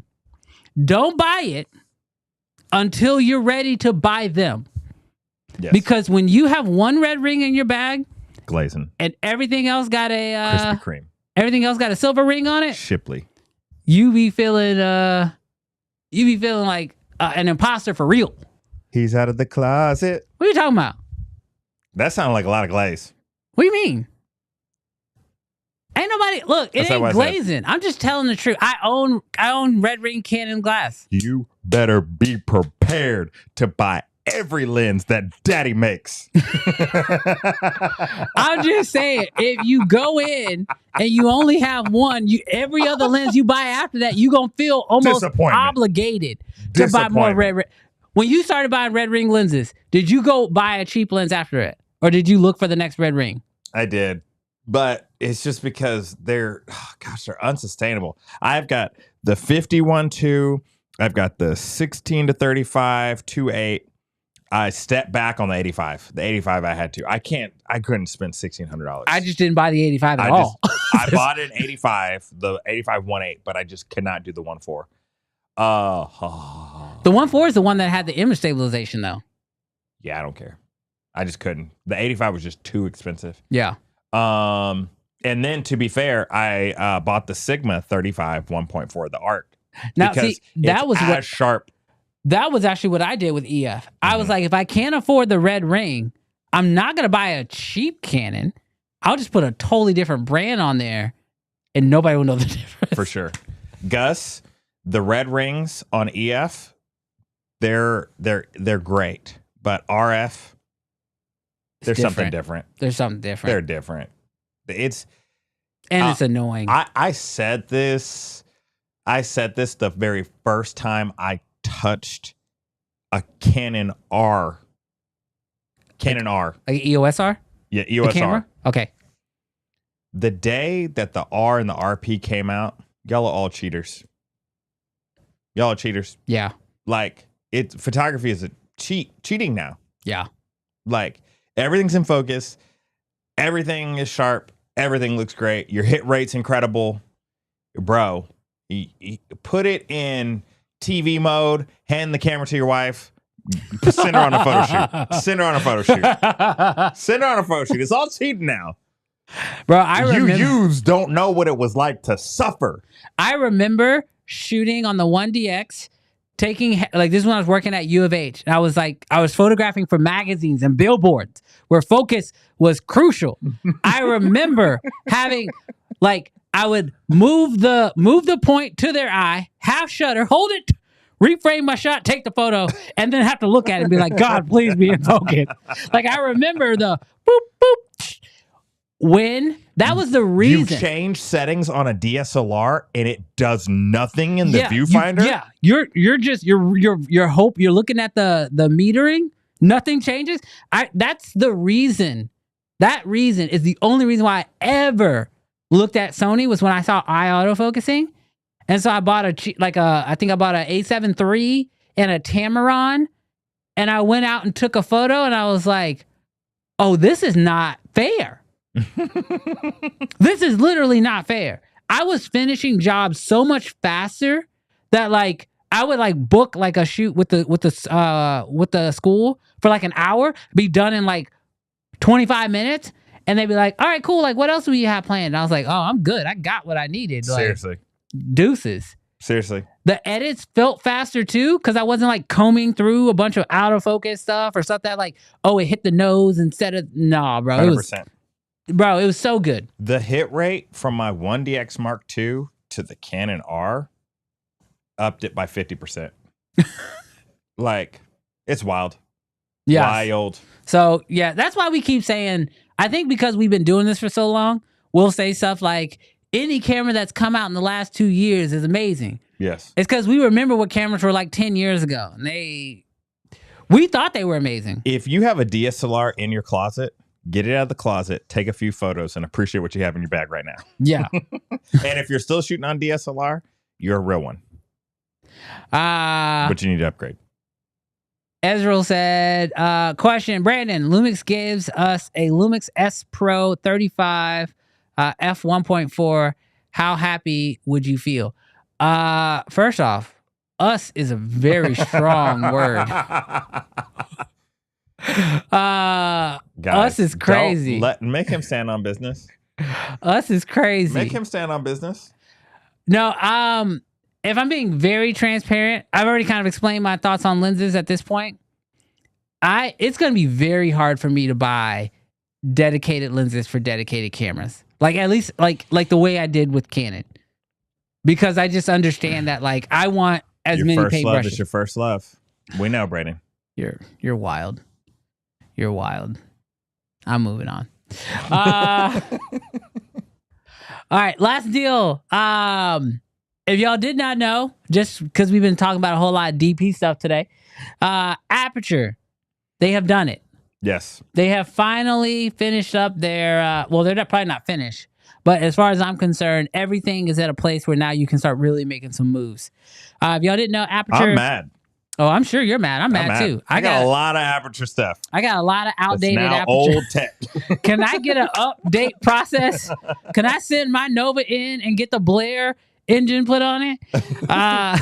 But no, Aputure just came out with the new 400X Storm. If you guys, the Storm 400X, I guess how you say it. And then, which now has the Blair image, which is supposed to fill the gap that like the 300D and the 300X did. But this is actually way brighter than the 300D was. The D was.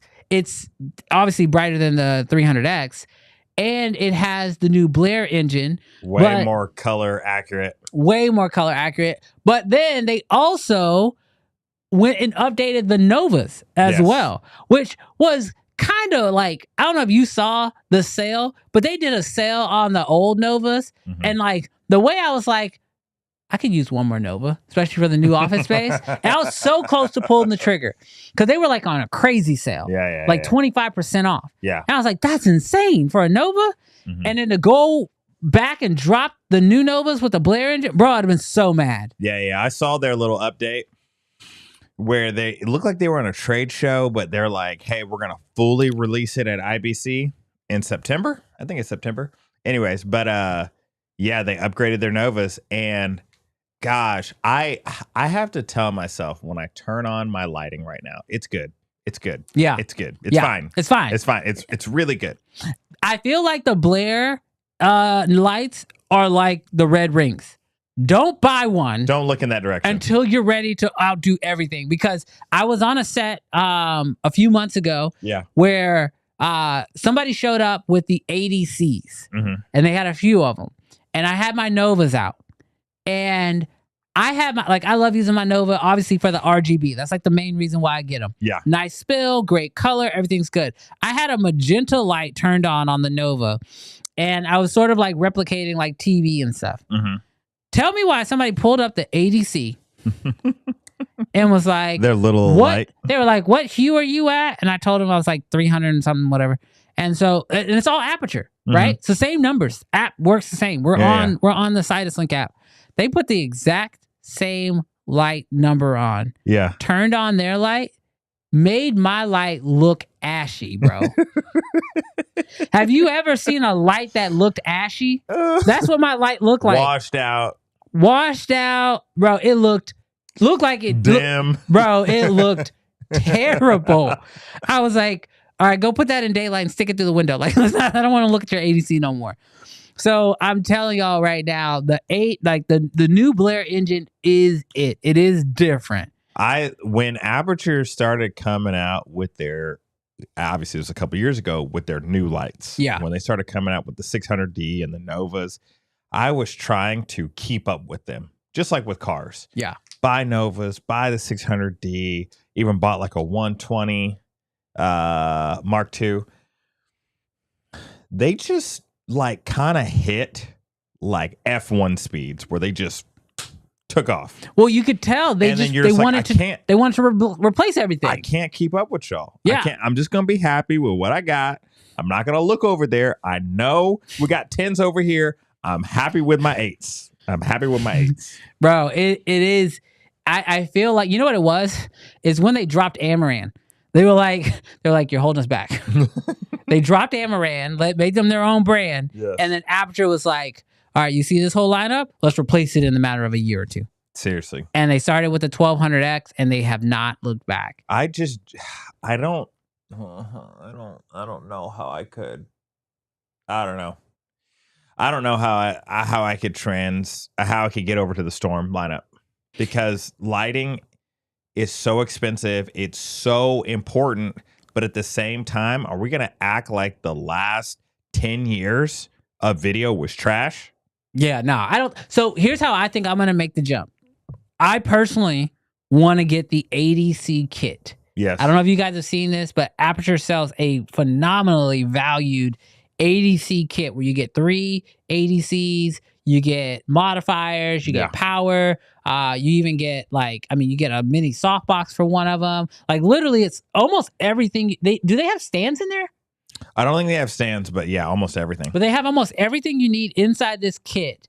And it's literally all you need to go do. Like if you needed to do a quick and dirty 3-point lighting setup, this whole kit will basically do it for you. Yeah. Especially if you're not trying to compete against a window or something like that. I think that's going to be my step in. And then after that, I'll slowly start working my way up. Probably not to go to Novas again for a little while. Just like before. I didn't get Novas for a while. But I think I'm going to start with the ADC and then slowly make my way through. But it was weird because like you said, when you look at your current lights and you go take them out on jobs, everything still looks good. So it's like them clients are not paying. They don't, yeah. For no, I don't care about no storm. Yeah. They're like, I don't even like it when it rains. Later, Colton. Later, brother. So I'm definitely here for the new 80, the new 400, the new 400X. It's just, gosh, I want it. I want it. I'm gonna start with the 1200. It's just a little over 1,000, which is crazy. I'm gonna start with the 1200 if I'm being 100% honest. And wasn't the 300 like almost $2,000? The what? When it first came out? Yeah. And no, I think it was like 13, 14. For the 300? For 300X? I think it was like 13, 14. Okay. When it first came out. Well, maybe when it first came out, it was a little bit more. But I remember what it was kind of at once the price kind of settled. It was around 1,000? I remember Potato Jet trying to sell that 300X. And I'm just like, I need the 300X. But it had the lower output, so I was like, I don't want it. Yeah. No, they've definitely figured that out. These new ones have more output than their predecessors and more color accuracy. It is crazy. It is absolutely crazy. Dude, let them come down on that $3,000 price tag for that Storm 1200X. You gonna catch it on Black Friday? Let it come down. Let it touch 22. Let it touch it. Duolapo said, just crank that ISO, baby. Just crank that ISO. Yeah, seriously. It's tough. It's really tough. Yeah. I want it. I want it, but I don't care. I want a lot of things. I want it, but I can't care. I want a lot of things. Yeah. It's not going to make the impact. I know it's not going to make the impact, but gosh, I want it. Yeah. FSB says, stop light shaming us. Ain't nobody light shaming you. It's us. We want it. And we know we're not going to buy it. We are pores. this whole stream outside of APS-C photography, who getting a 35 extreme, we pores. We's the pores. Oh my gosh. Now, I will tell you this in a very genuine way, because y'all need to know this. If you keep buying cameras, you need to stop it. Stop buying cameras. You need to upgrade your lights. In general. Yeah. Especially if you ain't got no lights. Because I spent the first 6 years of doing videos.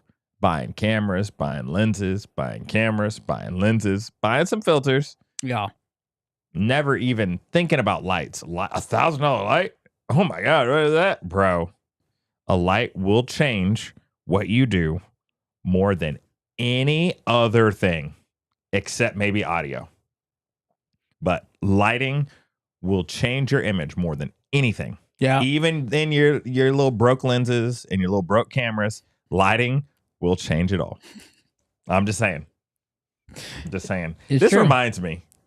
Did we not say this 30 minutes ago? What? How we got 120 people on here and only 53 likes? Come on now.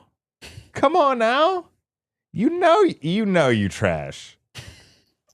I said that and we got an instant only one like. Fine.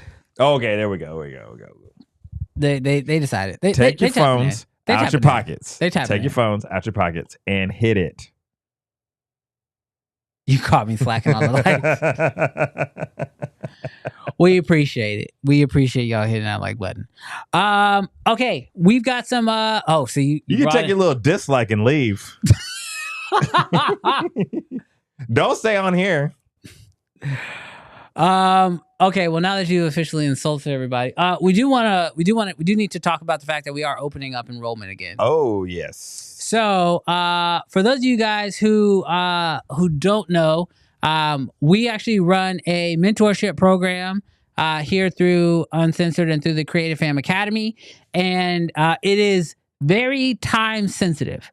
It's not like a training course or just like a traditional style like deal. This is a series of mentorship between Jarrell and I and you, and we take you through the entire process. We actually have a few people here on the stream right now who've actually gone through our mentorship program. We literally work with you on a weekly basis. And then the mentorship program goes beyond just our initial work through, but it also goes beyond that for a year. And so we open up reservations limitedly because we do not take on a ton of students. Yeah. Everybody who joins the mentorship program is vetted, and we actually have to have a call with you to see if it is a good fit for you. So we wanted to let you guys know right now, we are officially opening up the doors for the mentorship program.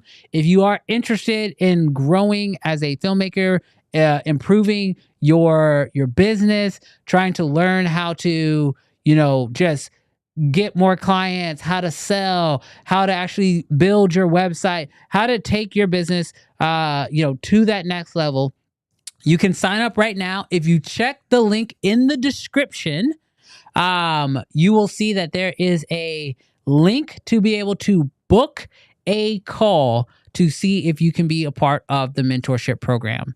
Ty says, how do I become a member of the CFA app? We're working that through, but I will tell y'all right now that the mentorship program is kind of the initial start of this. And yeah, so the link is in the description right now. If you guys want to book a call to learn more about the mentorship program or to consider being a part of the mentorship program, this is the best way to do it. So Logan says, what does a good candidate look like? So Logan, when we said that we don't just accept everybody, that's not like an exclusive thing. We just want to make sure that the class is around the same sort of area. And so what we're looking at is you need to be in a place where you already have a business. Yes. Okay. You have an established business. This isn't like you want to get into this because there's a lot of like homework and there's a lot of things that we require of you in terms of social media and website and all sorts of different things. So you already have a running, functioning business, but you're in a place where you're a good candidate if you know that you need help with sales, so client acquisition. If you're in a place where you're like, man, I want, like a higher tier client, it's like you're dealing in low budget tier clients and you want to be able to step that up, how to be able to do that, how to write a pitch deck, all sort of things. And I would say the last piece is if you just are ready to like just kind of like take that next step in your business, like you're just like in a place where you're just like, I don't really know how to take that next step. The reason why it's a mentorship is because Brandon and I have done in contracts of I will say for me, and not from like a humble bragging sort of place, I very much have gone from that $500 client all the way up to $20,000. Brandon's far exceeded that. But yeah, if you're just wanting to know what are the direct steps to be able to do that, we will walk you through one-on-one to be able to take that next step in your business. Yeah, and I want to be very clear. This mentorship is for people who are looking to either enhance their freelance business or enhance their video production business. Yeah. So this is not about, growing a YouTube channel or growing on social media. I know a lot of what, is put out there for me is very social media driven, but everything that I typically teach is from my actual production company. And so teaching those elements, how we get those clients, how we onboard them, how we handle them, knowing who to look for, who to get out. And then a big area is how to actually sell as well. So how do you actually go from getting an inquired lead to then actually booking those jobs and how to handle that? Like I said, we provide a bunch of resources that we give to you, and it's a place of accountability. So if you also know that you're like, I just kind of want to watch some courses and just kind of take it as I go, this isn't for you. Yeah, the mentorship program is very hands-on. And so that's why we are very selective with our group because like I said, we don't take a lot. Our last mentorship group, we took 10 people and that was it. So there's a lot of accountability and we keep it small so that way we can actually assist you through the process.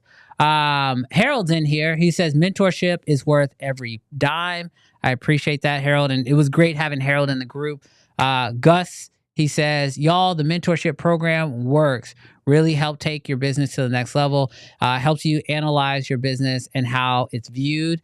Helps closing clients. Helps organize yourself. 100 out of 10. Dude, I appreciate that, Gus. So it is. It really, Gus knows. Good candidate. No YouTubers. Gus knows. We had a whole conversation about it. But yeah, I take the mentorship program very seriously.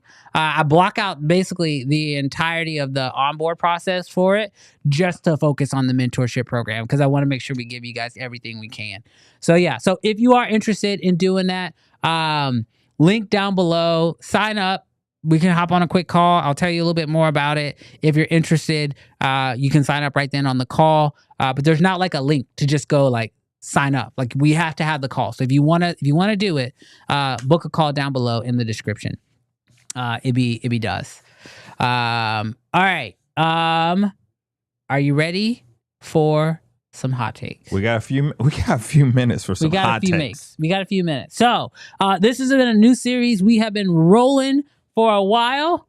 We are excited to talk a little bit about some of y'all's hot takes. I think Phil has the first hot take. You want to throw him up there? Yeah. What did he say? You got it. Me trash? Sounds like my first baby mom. Phil, you wild, bro. If you haven't hit that like button, yes, we talking about you. All right, Jarrell, do you have a hot take for the week? Ooh. I know I got one. I need a vacation. Jarrell's hot take is he needs a vacation. All right. I got a hot take. Okay. And I kind of alluded to it earlier, but it's sort of just my opinion on this matter. Mm-hmm. My hot take is I'm talking about myself, okay? I'm not talking about anybody specifically. I'm talking about myself. Okay. My hot take is as soon as you think you understand anything in this film space is when you need to take a step back and realize that you don't know anything in this film space. That is my hot take for the week. I personally have been realizing that as much as I thought I knew, yeah, bro, I don't know anything. You know what's wild with that? I watched a film breakdown of Django and Quentin Tarantino. Yeah. The scene where one of the what do they call them? The people that fought. What do you mean? Like the people who fought each other? Mm-hmm. Yeah. I don't remember what they called them. Anyways, he had run away. Oh, yeah. They found him. Yeah, I remember that scene. And they're at the base of the tree, and the dog's barking. And this guy broke down. I saw that. Every intention of Quentin Tarantino. Yes. And I was like, I don't know nothing about film. Bro. I don't know nothing. Bro. Because literally, for him, the way that he broke down it was just the composition, the balance, everything. Yes. If you guys I literally thought to myself, did Quentin Tarantino think through all of these details? Mm-hmm. Every single one of these details? Mm-hmm. And then I was just like, obviously it is. Obviously he did. But I'm just like thinking to myself, that is freaking nuts. Because what does pre-production look like? There's no way that on the day you decided, I'm going to frame this way. I'm going to use this focal length. He knew. Yeah. Every second of that film. Yeah. Exactly how he wanted to shoot it. And that had to happen in pre-production. Yeah. For that level of detail and accuracy and all sorts of stuff. No, I 100% agree with you. Yeah, I realized that I thought I knew a lot about being a DP, and I thought I was like, I got it. I know what I'm doing. Bro, I don't know squat. Gus says, and don't forget, the mentorship program gets you a free CFA hat. On another note, y'all have access to the CFA app for a year, which is a ton of helpful resources. Yeah. Oh, yeah. Gus, by the way, for everybody who was giving me crap last week, yes, I did ship out the hats. So the hats did get shipped out. I was getting some trash from that. All right, Jarrell, do you have a hot take? Because if not, I'm gonna go to FSB. I'm gonna put the link to the video in the chat that we watched. Yeah, bro. After this live stream, go watch this. It's why if you want, we're playing checkers. Quentin Tarantino's playing chess. So check it out. Hot take. Do I have a real hot take? Real hot take. Oh gosh. You know what? I gotta be fair. I don't know if I got a hot take this week. Oh gosh. Well, we might as well just stay on this train. I watch Manny Ortiz, his RX3 review. Oh, on the Sony? Yeah, on the Sony. The camera that just won't go away from the show. Well, I think he decided he would drop his video later, either because he was busy or the heat from the sun was too hot. We might as well keep the Sony hate going on. I will say, from watching his video, images look great. I still have no idea why Sony put out that camera. That's my hot take. I don't know, bro. They need to make it cheaper. That's all I got. Hot take from FSB. Panasonic attempted a new drone. It didn't take off. Ha ha ha ha. What are they talking about, that hot camera? No, he's talking about it. He's trying to make a joke. That's what I'm saying. He talking about that Lumix? I mean, I guess. I don't know. He said Lumix tried to make a drone. Brad says, hot take, DJI purchases going forward must be done with throwaway money. Kind of. I kind of agree with that, because you're not sure if you're going to get any type of support. Dude, this is going to blow over. This better blow over. That sounds like a hot take. This is going to blow over. I don't think it's going to blow over. The DJI thing is going to blow over. You heard they're partnering with Huawei. Okay, let's be fair, okay? Huawei's not available in the U.S. This country, and not just this country, the world revolves around putting money into people's pockets. In other countries, they call it bribe. In the U.S., they call it campaign contributions. DJI's got that money. The tune will be changing very soon. It's almost election time. I'm just saying, we're about to have a whole, I love China going on. So let's be clear. This DJI thing, I don't want to think about a future in which DJI is out of the US ecosystem. That's my hot take. Okay. Fox says, hot take, full frame is overrated. Super 35 is underrated.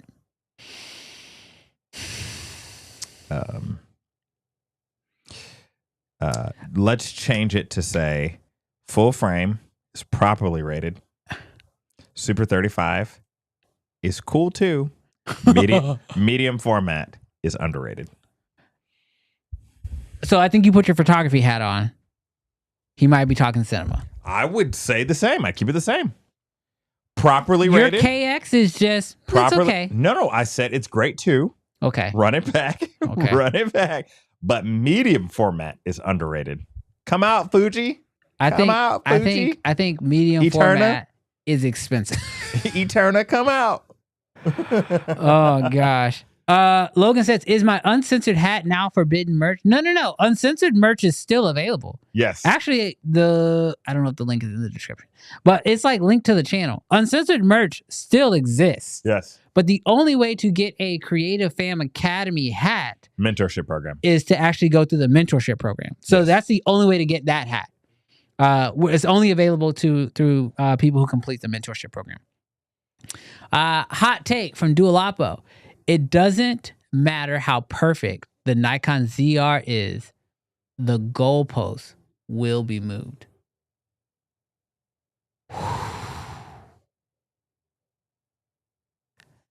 I will tell y'all. No lies detected.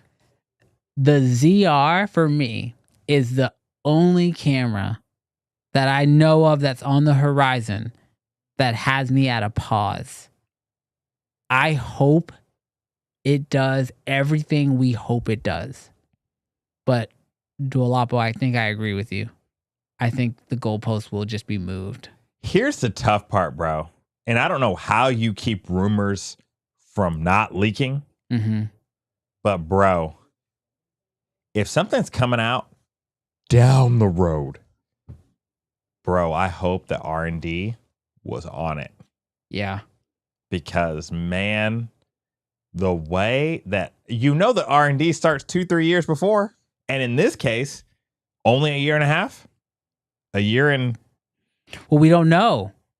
Because what if the R&D started before the acquisition? That's true. And then they brought in some additional tech because of it. And then they said, make this good. Make this awesome. No, but gosh, it is so hard. Like if ARRI said, I'm coming out with a camera 3 years from now, bro. Don't even tell me. Don't tell us. Yeah. And bro, you better have some alien tech in it. Because the way that people will have that time to freaking whop it, gosh. Oh, Ezreal says, hot take. Balance is achieved, maybe it's achievable. As a filmmaker, work hard, no sacrifices will need to be made, but giving yourself space to enjoy life, family, and friends. Ezreal, I will agree with you as long as like the balance is like 70-30, 60-40, unless you just ball it out. I think people, you know what? 50-50 is not, I don't know if 50-50 I don't think 50-50 exists. Exists. But what I believe, I mean, I'll tell you guys my approach on this as we get ready to wrap this up, is I believe that there are moments of nonstop hustle that are a requirement. Yes. For success. Yes. Like there are probably in any space. No matter what it is. Like whether you want to go to the league, like there are moments where you have to shut off the world and only focus on one thing if you want to be insanely successful at it. Like, and I call them blitz runs. And I will, like, full transparency, like this is how it happens in my household. I will talk to my wife, I will talk to my kids, and I will let them know I am about to do a blitz run. Over the next 2 months, I'm not going to be as accessible. I'm going to be busy. I'm going to be working a lot, because when you want to see big changes in your life, you got to make big adjustments. But then after you go through a blitz run, you have to be able to phase out of that and go back to give time to your family, your life, and your friends and stuff. And that's also just good for your own sanity. But like when you look at people like, Casey Neistat, who did a blitz run on YouTube and blew up and became, Casey Neistat. That comes from nonstop work of making vlogs every single day. Yeah. But then now he's come off of that, and now he's more so enjoying family life and things. And sure, when you're going through all of that, you want to make sure that, like, I'm not saying go 100-0 to your family. You got to commit to your family. But sometimes, like Jarrell said, it's not 50-50. I think sometimes you blitz run and it's 80-20.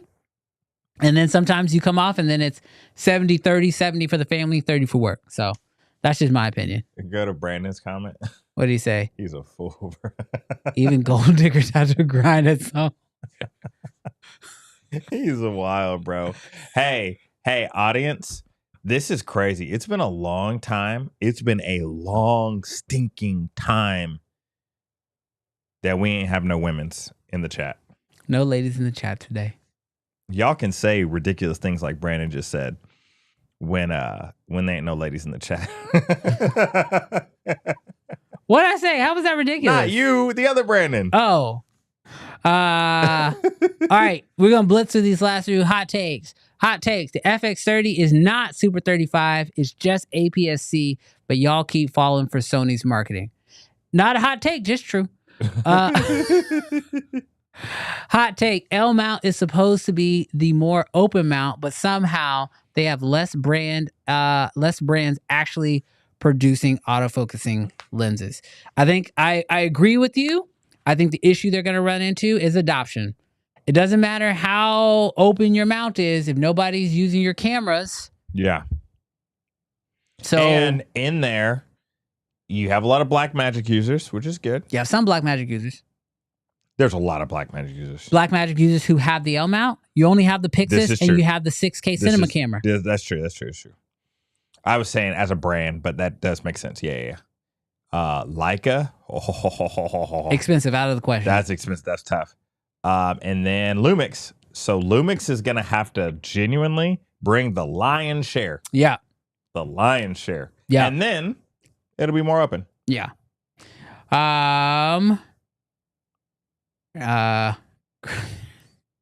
You wild. I see what you did. Hot take. Micro Four Thirds is a relatively large sensor in the grand scheme of things and massively underrated. To cell phones?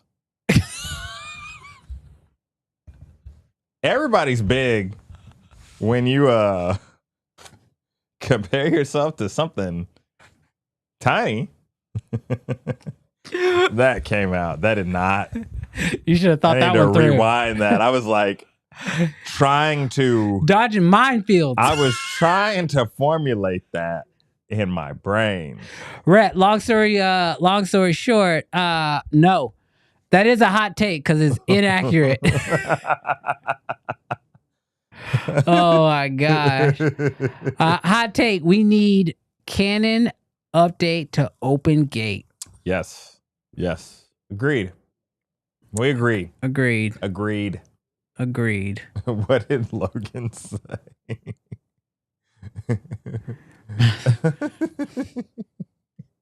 Dude, you wild, bro. Y'all got comments I can't even put up on the stream. What did you say? Not gonna lie, I was using my iPhone 13 Pro Max for BTS at the studio, and it was looking crispy. Dude, you can never... The iPhone is undefeated, bro. Whenever a client complains, just break open the iPhone. What did he say?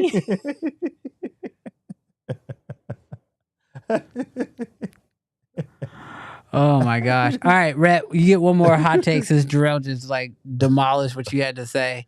You ain't have anything good to say anyway. So Samyang are one of the weirdest companies in how they operate. One L-mount lens never works with creators. Bunch of freaks over there. I know it. Bro, you are wild. What did the Canon one say? What Canon one? It's not bad. Which one? Hot take. Canon saying they know how. They now have closed the gate. I forget what we said. Oh, remember when somebody said, "Has Brandon switched to Lumix?" And I said, "Yeah, we're Brandon's gonna move on. gates are wide open." You're wild. You need to stop.